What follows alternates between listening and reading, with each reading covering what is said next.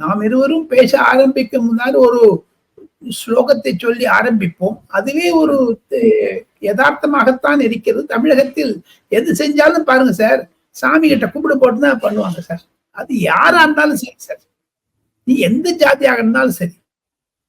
என்னவோ இருக்கு. ஏன் நான் ஒரு சில முக்கியமான விஷயங்களை சொல்ல ஆசைப்படுகிறேன். பொது ரீதியில் ஐயா கலைஞர் கருணாநிதி அவர்கள் கடவுளுக்கு விரோதமாக இருந்தாலும், நான் அவரை எப்பொழுது சந்தித்தாலும் முரசொலி மாறன், ஆற்காடு வீராசாமி, பெரியவர் கருணாநிதி, நான் நால்வரும் ஒரு காரில் செல்வோம். நான் அந்த பழக்கத்திற்கு சென்னையிலிருந்து தாம்பரத்திற்கு இருக்கக்கூடிய அந்த ஒரு குருகுலம் இருக்கிறது, சிவஞான குருகுலம் என்று, I don't remember that name.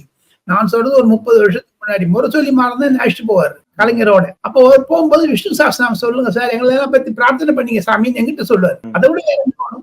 அதனால்தான் அவருடைய மருமகள் கூட என்று தெய்வ பக்தியுடன் இருக்கிறார்கள். இது ஒரு கான்ட்ரடிக்ஷன்.